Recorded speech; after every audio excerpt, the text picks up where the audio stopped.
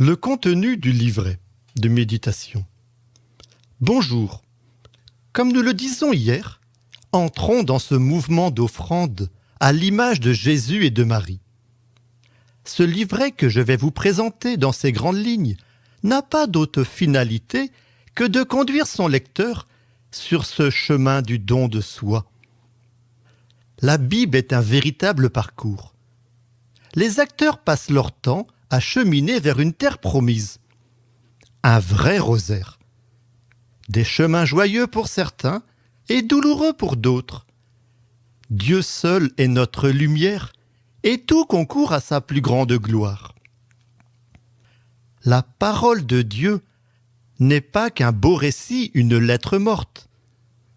L'auteur de la lettre aux Hébreux nous dit « Elle est vivante, la parole de Dieu, énergique et plus coupante qu'une épée à deux tranchants. Elle juge des intentions et des pensées du cœur.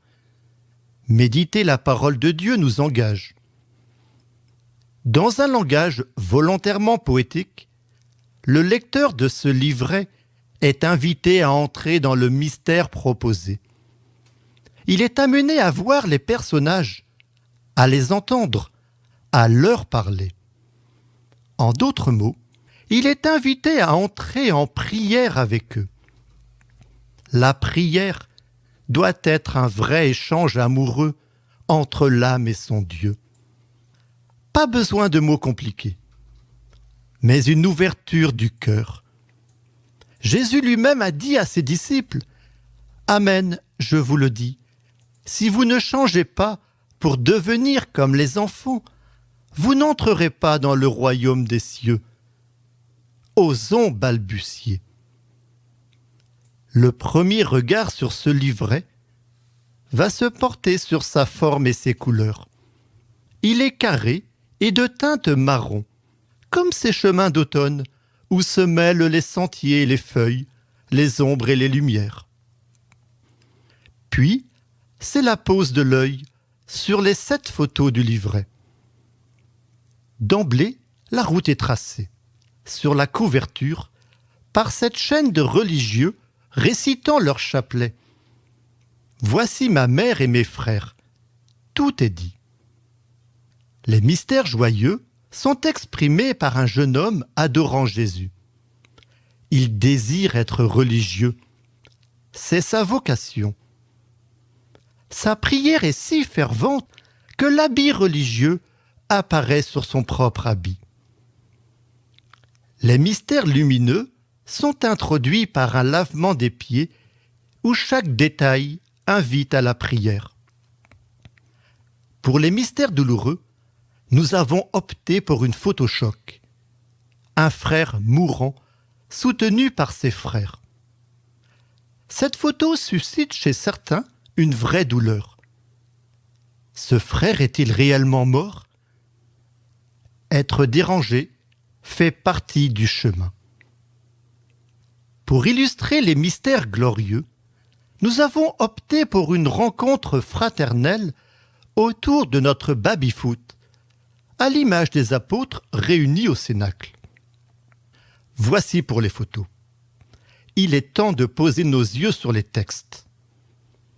Tout d'abord, l'avant-propos et l'introduction. Ils expliquent le sens de ce livret et le cheminement possible. Récitation du chapelet ou méditation en continu de l'Évangile, seul ou en groupe. Je précise l'originalité de ce texte destiné à une amie réelle que j'ai rencontrée. Nous voici enfin aux méditations des mystères. Celles-ci seront volontairement courtes, 1 à 2 pages, pour permettre au lecteur de se les imprégner rapidement, de les méditer et d'entrer dans la scène selon son imaginaire.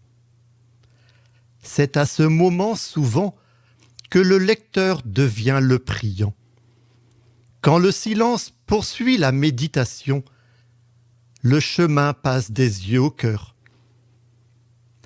Si le style poétique a été choisi pour cheminer, il nous a semblé indispensable d'indiquer au lecteur, en marge du titre du mystère, les passages d'évangile et autres références bibliques ou du magistère qui relatent ces mystères.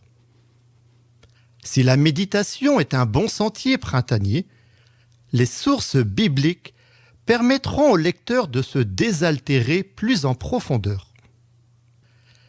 Le livret se termine par un petit guide de la pratique du rosaire pour des personnes qui seraient touchées par le livret sans connaître cette belle prière. Ouvrons maintenant les pages de ce livret. Découvrons tous ces mystères du rosaire qui commenceront tous par ce mot « chemin ». À demain. Je vous salue Marie, pleine de grâce. Le Seigneur est avec vous. Vous êtes bénie entre toutes les femmes, et Jésus, le fruit de vos entrailles, est béni. Sainte Marie, Mère de Dieu, priez pour nous, pauvres pécheurs, maintenant et à l'heure de notre mort. Amen.